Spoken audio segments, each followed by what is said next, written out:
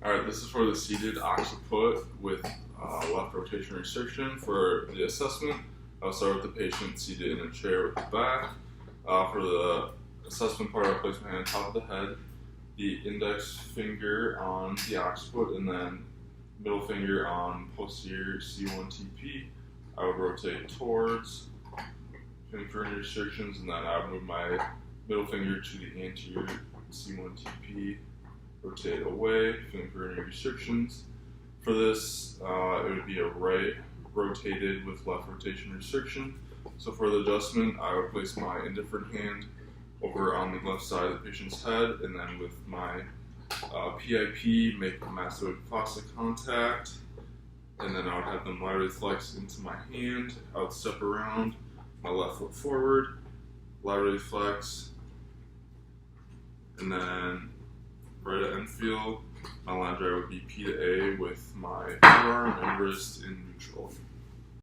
Alright, so the next video we'll be doing the supine right TMJ pisiform condyle for the long axis restriction. So first with assessment, I will have the patient seated, and then I will have him open and close the jaw slowly a couple times. And then I can also put my fingertips near the TMJ to feel if there's any restrictions. And then next I'll have the patient lay face up, supine on the table. So for this one, we are saying that the right TMJ has a lack of opening. So for the adjustment, my left indifferent hand would be on the left side of the patient's head, and I would rotate it towards the left. And with my right contact in pisiform, I would be near the rings of the jaw. I would get over my contact, and then I would have a long axis distraction for the thrust and line of drive. Alright, on to the third one, the prone T6 right rotation restriction and right lateral flexion restriction. Starting with the assessment, out of the patient seated on the table, is okay if you open your gown. And then I'll have you cross your arms in front of you. So first I'd be assessing T6, rotating to the right, pushing P to A. And then I would right laterally flex, pushing L to M, P to A, and then for this we found, I'll have you lay face down. For this we found that there was a left rotation and left lateral flexion, so I would be on the left side of the patient. Let's get open again. Yep. So I find T6. My right caudal hand would be the contact hand. Use my pisiform contact on the left side of T6TP. My left indifferent hand would be reinforced contact. And then with the breath in, breath out, I would pre-stress P to A, and with clockwise torque, and my line drive would be P to A with clockwise torque as well. Alright, next for the fourth adjustment for the shoulder internal rotation restriction. First, I would start with the assessment, have the patient lay face up on the table, and then for the assessment part, be the 99-90 position, checking internal rotation and external rotation for any restrictions. And then for the video, it's an internal rotation restriction. So my their elbow would be on my knee, and then with my forearm over their forearm, my left indifferent hand under the glenohumeral joint, and then my right contact hand on the front of it.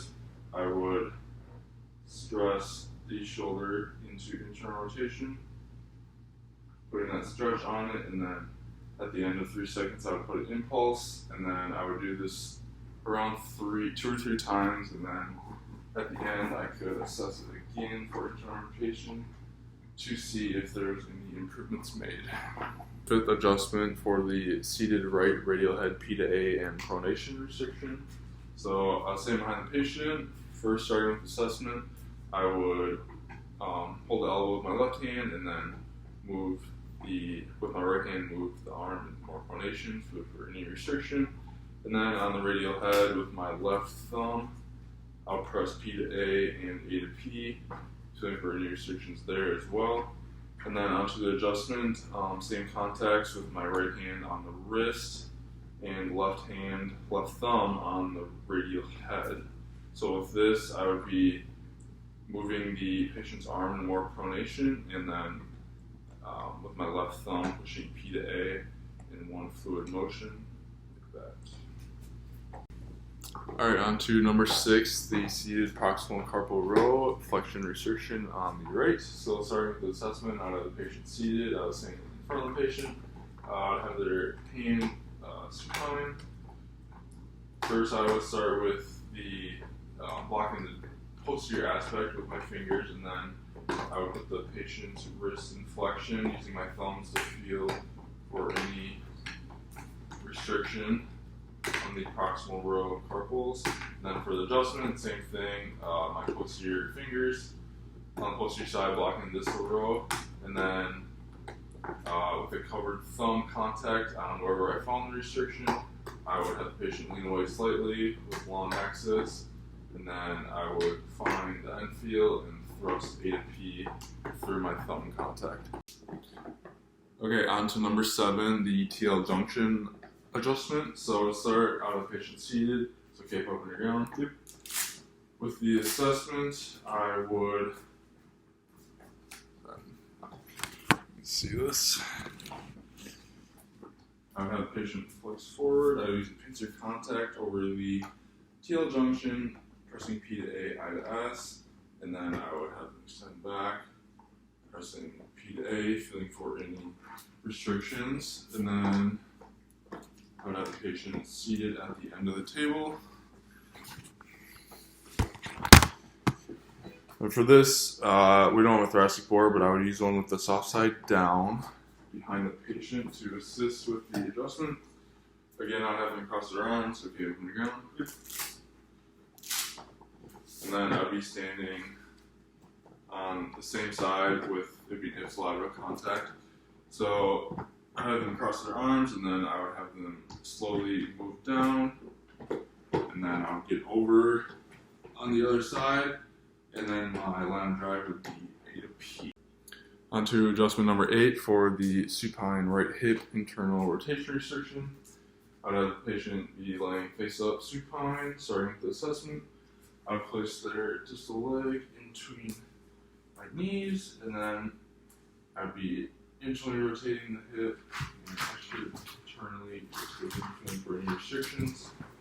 And then for the adjustment, my right hand would be scooping and internally rotating the leg with my arm on the distal tibia, and then my different hand be the posterior aspect, calcaneus. Getting in a good position, I would long axis pull and more internally rotate, and then at end feel I would thrust long axis with slight internal rotation. On to adjustment number 9, the prone P to A restriction of the right fibular head. So starting with the assessment, I would have the patient supine, post their foot on the table. I can use either a positive horn or a thumb contact, pushing P to A on the fibular head, and then pulling A to P, or pulling P to A and pushing A to P, feeling for any restrictions. And then for assessment, I would have the patient prone, face down. And then again, I would be on his right leg. I would flex the knee. So with my right contact hand, positive horn, on the posterior aspect of the fibular head, and then my indifferent hand reinforcing, I would go until lockout, and then my thrust would be P to A through the fibular head. Alright, adjustment number 10 for the right first MTP adjustment. So starting with assessment, I would block the carpal row, or block the proximal row with my right hand, and then with my left hand, I would be moving plantar dorsal, dorsal plantar, and then corkscrew motion, feeling for any restrictions. Then for the adjustment, there wasn't any specific restriction, so with this, my line of drive would be those 3 things again. So if it was plantar to dorsal, it would be that pre-stress, and then with long axis, and then with Dorsoplantar, same thing, long axis with that line of drive, and then corkscrew motion if that was the restriction as well.